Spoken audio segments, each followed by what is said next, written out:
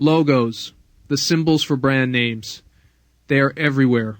On our streets, in our magazines, on TV, and even on ourselves. But what are brands, and what impacts do they have on our world?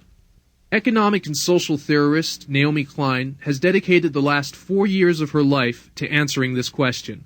She has written for many publications, including Saturday Night Magazine and the Toronto Star.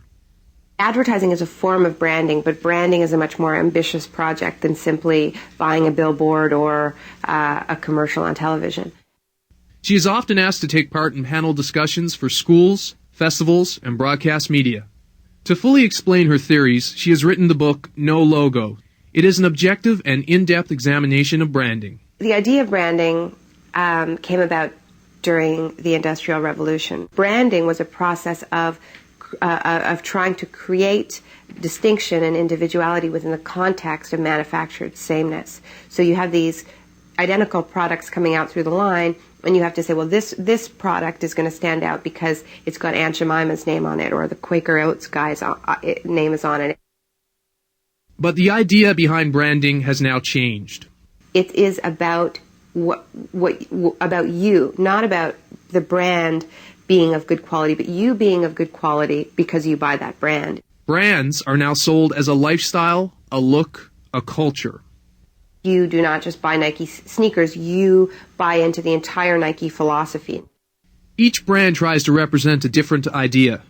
For example, sport, fashion, multiculturalism, Canadiana, community. Starbucks chose the idea of community, the idea of the third place, public space, a place to congregate. But of course, these are private spaces. They're pseudo-public spaces. When you have a private space, you're allowed to protect all kinds of trademarks. You're allowed to restrict speech in all kinds of ways. It's like the way I can control the environment in my own house. That's what a mall is. That's what a superstore is. So these claims about Barnes & Noble or Chapters being a library are totally false. And that's not to say that they're not great places to shop. But when we start looking at the effects that they're having on our genuine libraries, on our schools, then that's when you see the real effect. Large franchise bookstores have taken away attention from the importance of supporting our public libraries. Public space is also lost to corporate sponsorship of events.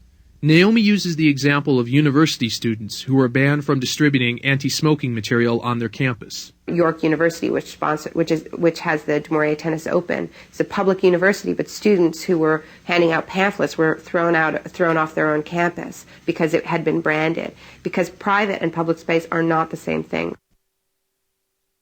Super brands limit free expression in other ways as well.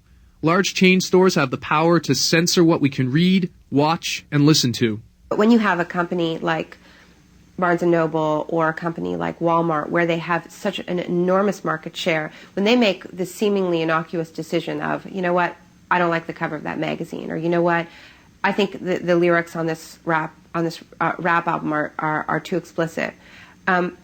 That's not a casual decision. What actually happens is that the labels and publishers, movie producers, in the case of Blockbuster, decide based on that decision what kind of movies they're going to make, what kind of albums they'll produce.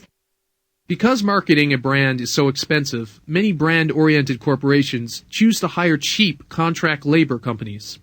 The large majority of these manufacturing companies work out of specially regulated areas of developing countries, referred to as export processing zones. Naomi has spoken to the workers in these areas.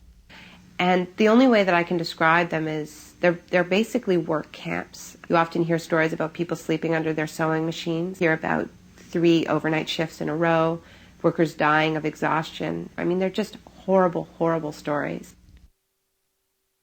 Around the world, people are starting to organize and protest against brand-based corporations.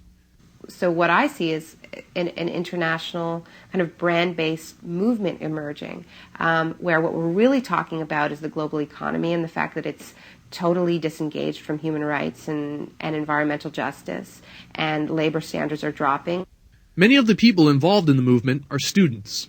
The reason why young people are at the forefront of this movement is because young people are the ones who have been most affected by branding and are in fact most branded. So it's just about looking down and seeing the logo on your T-shirt and going like, oh my God, okay, so this is not abstract. This is very, very personal. And when people learn about these issues, they have a very personal connection to them because of their role as consumers. Naomi Klein is, in a small way, changing the world with her writing.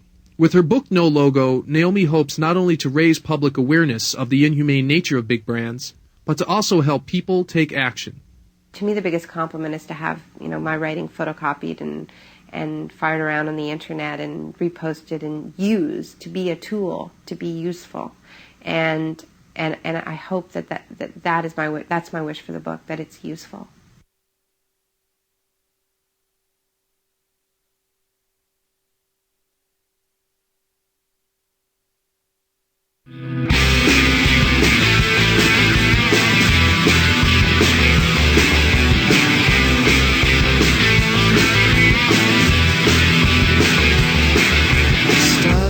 Coca-Cola, Gap, Nike, Walmart, Body Shop, Exxon, BP, Amoco, General Motors, Texaco, RJ Reynolds, Nabisco, Philip Morris, Marlboro, Mars, McDonald's, Domino's, Ben & Jerry's, Monsanto. Give me something I can use. I don't want to be told by you. Give me something I can use. I'm not going to be bought by you. Calvin, Tommy, Ralph Lauren, Levi's, Prada, Benetton, Unilever, P&G, L'Oreal, Smith, Klein, B.